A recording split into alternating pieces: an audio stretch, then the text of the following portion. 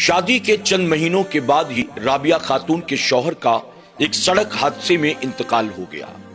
जब शौहर का इंतकाल हुआ उस वक्त राबिया हमल से थी। शौहर के इंतकाल के बाद राबिया के घर एक बेटे की विलादत हुई। राबिया अकेली थी, घर में उनके सिवा दूसरा कोई नहीं था। राबिया ने जैसे तैसे अपने बच्चे की परवरिश की। वो लोगों के घरों के काम काज करके अपने बच्चे को परवान चढ़ा रही थी। उसे पढ़ा लिखा कर एक बड़ा इंसान बनाना चाहती थी। राबिया को कई लोगों ने मशवरा दिया कि राबिया, अभी तुम्हारा बच्चा छोटा है, पहाड़ जैसी जिंदगी अकेले कैसे गुजारोगी, क्या ही बेहतर हो कि तुम दूसरा निकाह कर लो। लेकिन राबिया ने यह कहकर इनकार कर दिया कि मुमकिन है मेरा दूसरा शौहर मेरे बेटे को कबूल न करे, फिर ऐसे में मेरे बेटे का क्या होगा। मैं अपने बेटे को अपने शौहर की आखिरी निशानी समझकर अपने पास रखूंगी। मैं इसे पालूंगी, पोसूंगी, बड़ा इंसान बनाऊंगी और इसी के सहारे में अपनी जिंदगी को गुजार दूंगी। राबिया मेहनत मशक्कत करके अपने बच्चे को पढ़ाती लिखाती रही, यहाँ तक कि वो अच्छे नंबरों के साथ हर इम्तिहान पास करते करते कॉलेज में चला जाता है और कॉलेज में पढ़ाई मुकम्मल करने के बाद वो एक जगह अच्छी नौकरी पर लग जाता है। अब उसने कमाना शुरू कर दिया था। राबिया का बुढ़ापा आ चुका था और राबिया अपने बेटे के सहारे अपनी जिंदगी गुजार रही थी। राबिया का बेटा जब अच्छा खासा कमाने लगा तो राबिया ने चाहा मैं अपने जीते जी अपने बेटे की शादी करा दूं ताकि मौत आने से पहले मैं अपने पोते पोतियों का भी मुंह देख सकूं। बड़े अरमानों के साथ राबिया ने एक लड़की के साथ अपने बेटे का निकाह करा दिया। जिंदगी चंद दिनों तक इत्मीनान और सुकून के साथ गुजरती रही। घर का माहौल भी बड़ा खुशगवार था। राबिया जितनी मोहब्बत अपने बेटे से करती थी उतनी ही मोहब्बत उसने अपनी बहू को भी दी। लेकिन बहू की सोच और फिक्र अपनी सास की सोच और फिक्र से बहुत अलग थी। वो अपने शौहर के साथ अकेले जिंदगी गुजारना चाहती थी। चंद दिनों के बाद जब राबिया का बेटा दिन भर का काम से थका मांदा घर वापस आता है तो उसकी बीवी कमरे में उसे बिठाकर उसकी वालिदा के खिलाफ यानी राबिया के खिलाफ अपने शौहर के कान भरने शुरू कर देती है। राबिया के बेटे ने अपनी माँ के खिलाफ जब ये बातें सुनी तो वो खामोश रहा। उसने ना अपनी बीवी से कुछ कहा और ना अपनी माँ को उसने कोई सवाल किया। 2-4 दिन के बाद फिर से उसकी बीवी ने उसके कान भरने शुरू किए, लेकिन राबिया के बेटे ने इसका भी कोई जवाब न दिया। चंद महीनों तक यूं ही चलता रहा। दिन भर का थका मांदा शौहर जब घर आता तो उसकी बीवी उसे पानी देने से पहले सास के खिलाफ उसके कान भरना शुरू कर देती थी और बेटे ने चूंकि अपनी आंखों से अपनी माँ की कुर्बानियां देखी थी इसलिए वो अपनी माँ को उफ तक नहीं कहता था। एक दिन तंग आकर उसने अपनी बीवी से कहा, तुम भला मुझसे क्या चाहती हो? मैं तुम्हारी खातिर अपनी माँ पर क्या हाथ उठाऊं? मैं तुम्हारी खातिर अपनी माँ से क्या झगड़े करूं? क्या तुम्हारी खातिर मैं अपनी माँ को घर से धक्के मार कर बाहर निकाल दूं? अगर तुम मुझसे ये उम्मीद लगाए बैठी हो तो भूल जाओ, मैं अपनी माँ के साथ ऐसा कुछ भी नहीं करूंगा। दूसरी सुबह जब राबिया का बेटा अपने काम पर चला गया, उसकी बीवी ने उसे फोन करके कहा, मैंने इतने महीनों तक बर्दाश्त किया, लेकिन तुम्हें ऐसा लगता है मेरी कोई जरूरत नहीं है। तुम सिर्फ अपनी वालिदा से मोहब्बत करते हो। मैं तुम्हारे साथ रहूं न रहूं, मैं खुश हूं कि किसी तरह की तकलीफ में हूं, इससे तुम्हें कोई फर्क नहीं पड़ता। तो ठीक है, अपनी जिंदगी अपनी माँ के साथ गुजार लो। मैं मायके जा रही हूं। अब या तो उस घर में तुम्हारी माँ रहेगी या तो मैं। अब उस घर में जब तक तुम्हारी माँ मौजूद है मैं उस घर में कदम नहीं रखूंगी। ये कहकर उसकी बीवी अपने मायके चली गई। जब राबिया का बेटा शाम को घर आया तो राबिया ने पूछा कि बेटे, आखिर बात क्या है? आज बहू बैग उठाकर कहीं जा रही थी। मैंने बार बार उससे सवाल किया लेकिन उसने मुझे नहीं बताया कि वो कहाँ जा रही थी। आखिर बात क्या है? राबिया के बेटे ने कहा कि अम्मी, दरअसल मेरी सास की तबीयत बहुत ज्यादा खराब है, इस वजह से मेरी बीवी को अचानक मायके जाना पड़ा। राबिया कहती है कि बेटा, ये बात जो उसने तुम्हें बताई, जो तुम मुझे बता रहे हो, बहू सीधे सीधे मुझे भी तो कह सकती थी। अगर वो मुझसे कहती कि उसकी वालिदा की तबीयत खराब है तो क्या मैं उसको जाने नहीं देती?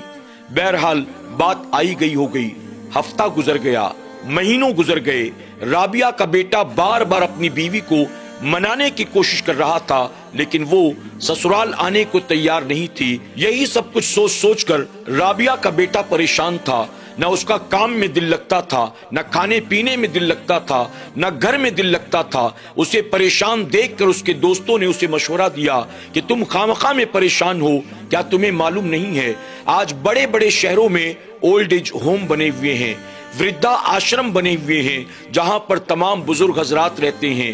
کیا ہی بہتر ہو اپنی والدہ کو لے جا کر کسی اولڈ ایج ہوم میں ڈال دو، آپ کی والدہ بچی کچی زندگی کو وہاں گزار لیں گی اور آپ اپنی بیوی کو واپس گھر لے آؤ، اطمینان و سکون کی زندگی گزارو۔ رابعہ کے بیٹے نے اپنے دوستوں کے مشورے کو سنا، اس کو کچھ اچھا محسوس ہوا۔ رات جب گھر واپس آیا، رابعہ نے دسترخوان لگایا۔ بیٹا ماں کے ساتھ دسترخوان پر بیٹھتا ہے تو کہتا ہے امی ایک بات کہوں، آپ ناراض تو نہیں ہوں گی؟ رابعہ نے کہا بتاؤ کیا بات ہے بیٹا؟ رابعہ خاتون کا بیٹا کہنے لگا ماں دراصل بات یہ ہے کہ میری بیوی کسی کی بیماری کی وجہ سے مائکے نہیں گئی ہے، بلکہ آپ سے تنگ آ کر، آپ سے ناراضگی کی وجہ سے وہ مائکے گئی ہے۔ میں نے اس کو بہت سمجھانے بجھانے کی کوشش کی لیکن وہ ماننے کو تیار نہیں ہے۔ وہ کہتی ہے کہ اب یا تو اس گھر میں آپ رہیں گی یا تو وہ رہے گی۔ ماں میں کیا کروں مجھے سمجھ میں نہیں آتا، بس یہی سوچ سوچ کر میں پریشان ہوں۔ میں نے اپنی بیوی کو بار بار سمجھانے اور منانے کی کوشش کی لیکن وہ آنے کو تیار نہیں ہے۔ میری پریشانی کو دیکھ کر میرے دوستوں نے مجھے مشورہ دیا کہ امی بڑے بڑے شہروں میں اولڈ ایج ہوم ہوتا ہے، وردھا آشرم ہوتا ہے جہاں سارے بوڑھے اور بزرگ حضرات رہتے ہیں، میں آپ کو لے جا کر وہاں پہنچا دوں۔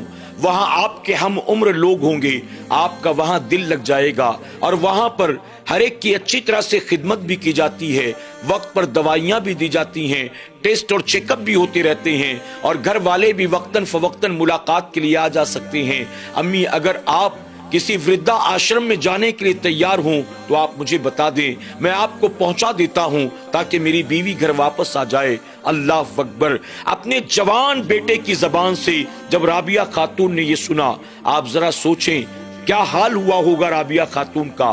رابعہ خاتون جس گھر میں ڈولی پر سوار ہو کر آئی تھی، جس گھر میں دلہن کا جوڑا پہن کر آئی تھی، جس گھر میں وہ ماں بنی تھی، جس گھر میں اپنے بچے کی انگلی پکڑ کر اس نے بچے کو چلنا سکھایا تھا، جو گھر بچے کی کلکاریوں سے گونجا تھا، آج رابعہ خاتون کو اس کا اپنا جوان بیٹا اسی گھر سے نکالنے کی بات کر رہا ہے۔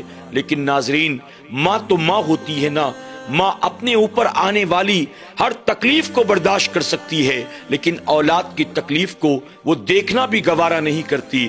رابعہ خاتون نے اپنی آنکھوں سے بہنے والے آنسوؤں کو روک لیا اور اپنے بیٹے سے مسکرا کر کہتی ہے بیٹا تو نے مجھے پہلے کیوں نہیں بتایا؟ بیٹا تیری خوشی کے لیے میں ہر طرح کی قربانی دینے کو تیار ہوں، تو ابھی کھانا کھا لے، مجھے لے چل، ابھی کسی اولڈ ایج ہوم میں ڈال دے، میں خوشی خوشی جانے کو تیار ہوں۔ میرے بیٹے مجھے تجھ سے کوئی شکایت نہیں ہے۔ رابعہ خاتون کے بیٹے نے جب اپنی ماں کا یہ جواب سنا وہ مطمئن ہو گیا کہ مجھے ماں کے ساتھ زبردستی نہیں کرنا بلکہ ماں خود خوشی خوشی جانے کو تیار ہے۔ اس نے کہا ماں کل صبح کام پر جاتے وقت میں تجھے اولڈ ایج ہوم میں پہنچا دوں گا۔ دوسری صبح رابعہ خاتون کے بیٹے نے اپنی ماں کو ساتھ لیا، اولڈ ایج ہوم میں پہنچا دیا۔ فوراً دفتر پہنچ کر بیوی کو کال کیا۔ بیوی نے خوشی خوشی کہا جیسے خود سے گئی تھی ویسے خود سے واپس آ جاؤں گی، تمہیں میری فکر کرنے کی ضرورت نہیں ہے۔ شام ہوتے ہوتے بیوی گھر واپس آ گئی۔ شام کو رابعہ خاتون کا بیٹا گھر آتا ہے۔ گھر میں بیوی تو موجود تھی لیکن اسے پیدا کرنے والی، پالنے پوسنے والی ماں رابعہ خاتون گھر میں موجود نہیں تھی، لیکن بیوی کی محبت میں اب ماں کی محبت کم ہو چکی تھی۔ شوہر اپنی بیوی کے ساتھ زندگی گزارنے لگا، کبھی کبھی چھٹی ملتی تو جا کر ماں سے ملاقات کرتا۔ شروع میں ہر اتوار کو جایا کرتا تھا، اس کے بعد مصروفیت بڑھی، اس کے گھر ایک بیٹے کی ولادت ہوئی، پھر مہینے میں ایک بار ماں سے ملاقات کرتا، پھر مہینے میں 2-4 بار ماں کو کال کر لیتا، پھر کئی مہینے گزر جاتی تھی، نہ ماں سے بات ہو پاتی تھی نہ ملاقات ہو پاتی تھی۔ ایک دن رابعہ خاتون کا بیٹا دوپہر میں اپنے دفتر میں کاموں میں مصروف تھا، اچانک اولڈ ایج ہوم سے اسے کال آتی ہے۔ وہ لوگ کہتے ہیں ہم نے تمہیں کئی بار فون کر کے بلایا کہ تمہاری والدہ کی طبیعت خراب ہے، آؤ ملاقات کر لو، اپنی ماں کو دیکھ لو، لیکن تم نہیں آئے۔ آج حالات اتنے نازک ہو چکے ہیں کہ اگر اب تم نہیں آئے تو ہو سکتا ہے کہ تمہاری اپنی ماں سے ملاقات نہ ہو سکے، یہ آخری ملاقات ہوگی، اگر کرنا چاہو تو آ جاؤ۔ اتنا سنتے ہی رابعہ خاتون کا بیٹا سب کام کاج چھوڑ کر فوراً اولڈ ایج ہوم جاتا ہے۔ جا کر دیکھا تو ماں بستر پر لیٹی تھی، اسے ڈاکٹروں نے گھیر رکھا تھا، ہر کوئی اس کی خدمت میں لگا تھا۔ بیٹا ماں کے سرہانے بیٹھ جاتا ہے، ماں کے سر پر ہاتھ رکھتا ہے، اس کی آنکھوں سے آنسو جاری ہو جاتے ہیں۔ اسے وہ دن یاد آتے ہیں جب ماں نے اسے گود میں کھلایا تھا، انگلی پکڑ کر چلنا سکھایا تھا، ماں جس طرح اسے اسکول لے جاتی تھی، ماں نے جیسے اپنے شوق اپنا پیٹ کاٹ کر اپنے بیٹے کو پڑھایا لکھایا تھا۔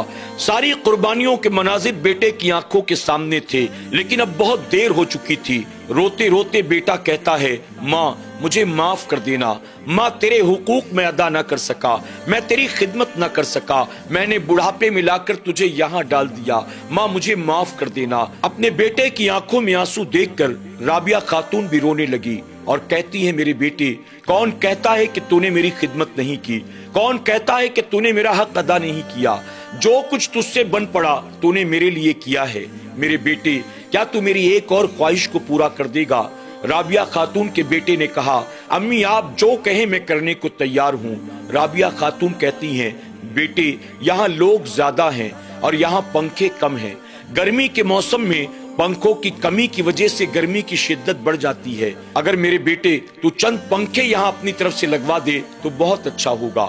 یہ سن کر رابعہ خاتون کے بیٹے نے کہا، امی اگر آپ کی خواہش ہے، آپ کا حکم ہے، میں پنکھے لگوا دیتا ہوں، لیکن ان پنکھوں سے امی اب آپ کو کیا فائدہ ہوگا؟ آپ تو اب ہم سے رخصت ہونے والی ہیں، آپ دنیا سے تشریف لے جا رہی ہیں، پھر پنکھے لگا کر فائدہ کیا ہونا ہے؟ ماں نے کہا، بیٹا تجھ سے کس نے کہا یہ پنکھے میں اپنے لیے لگواتی ہوں؟ میرے بیٹے یہ پنکھے تو میں اس دن کے لیے لگواتی ہوں جب تو بوڑھا ہو جائے گا، تیرے بیٹے کی شادی ہوگی اور تیرا بیٹا اپنی بیوی کے کہنے پر تجھے گھر سے نکالے گا اور یہاں لا کر ڈال دے گا۔ اس وقت میرے بیٹے جب گرمی کا موسم آئے گا تو پنکھوں کی کمی کی وجہ سے گرمی کی شدت بڑھ جائے گی اور اس کی وجہ سے تجھے تکلیف ہوگی۔ میرے بیٹے میں پنکھے اپنے لیے نہیں لگواتی ہوں، میں پنکھے اس دن کے لیے لگواتی ہوں جب تجھے تیرا جوان بیٹا لا کر یہاں ڈال دے گا۔ اللہ اکبر۔ ماں کی زبان سے جملے سنتے ہی بیٹے کو اپنی غلطی کا احساس ہو چکا تھا، لیکن اب بہت دیر ہو چکی تھی۔ اب سوائے رونے، پچھتانے اور ہاتھ ملنے کے وہ کچھ اور نہیں کر سکتا تھا۔ ناظرین اکرام، آپ ذرا غور کریں، آج کی اس کہانی سے سبق حاصل کریں۔ ماں باپ اپنی اولاد کی خاطر کتنی قربانیاں دیتے ہیں اور اولاد اپنے ماں باپ کے ساتھ کیسا سلوک کرتے ہیں۔ یقیناً ماں باپ اللہ کی بڑی عظیم نعمت کا نام ہے۔ ہمیں اور آپ کو چاہیے اپنے ماں باپ کا احترام کریں، ان کی خدمت کریں، ان کا حق ادا کر کے انہیں راضی کرنے کی کوشش کریں۔ اللہ اپنے محبوب پاک کے صدقے ایسی کہانیوں سے ہمیں آپ کو سب کو سبق حاصل کرنے اور اپنی زندگیوں کو بدلنے کی توفیق عطا کرے۔ آمین یا رب العالمین۔